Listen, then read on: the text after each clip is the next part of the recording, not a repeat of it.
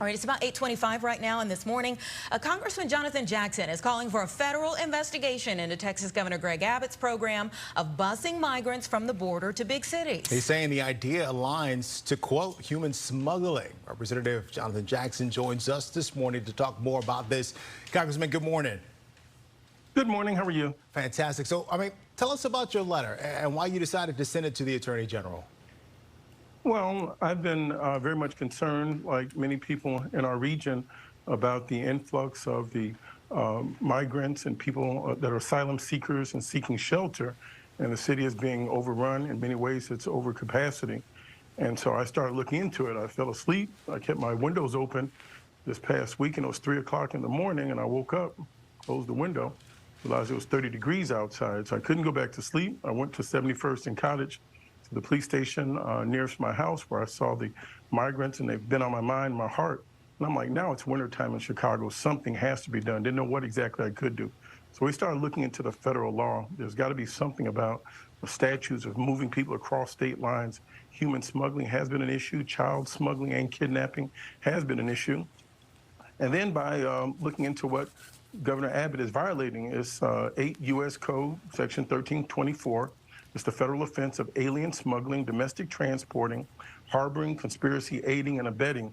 You can't get a busload of children not knowing where they come from. They're called alien simply because they've come over from a foreign country without documentation, and then pick these children up as opposed to taking them through our normal immigration process entry, which would be in Texas, and having some verification. You don't know who the parents are, who the adults that are traveling with these children, and then putting them on a bus, taking them across multiple state lines, and then dropping them off on random corners in the city of Chicago. Those bus drivers should be arrested. They are a part of a conspiracy on aiding and abetting and transporting these children. I am hardened by the children specifically in this. You can't just pick children up, take them across the country and drop them off. And now it's wintertime. These children are going to go to school, they're going to have the flu, they're going to get sick, they're going to go into a hospital, and we'll be overwhelmed with another health crisis. You know, I want to ask you, the Chicago Republican Party put out a statement after hearing about what you've done here in terms of asking for this investigation, and they point out that migrants aren't only coming from Texas, that maybe Denver is also sending buses here, and saying also that maybe we should revisit the idea of being a sanctuary city. What's your response to that?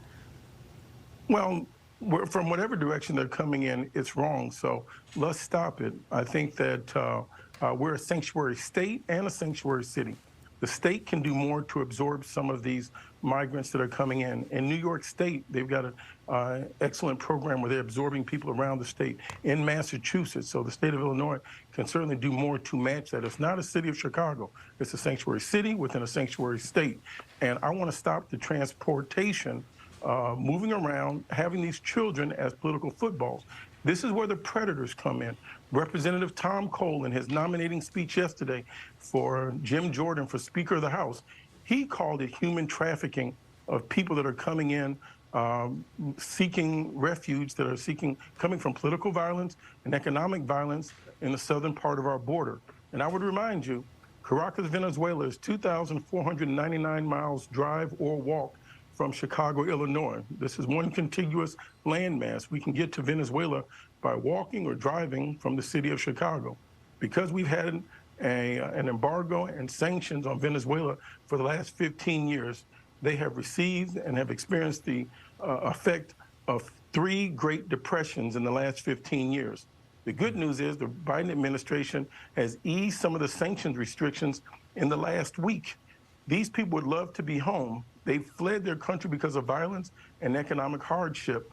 Once we reverse our foreign policy, we can help these people be reunited with their family. But in the meantime, I don't want children and women to be exploited. I don't want to see prostitution rings created.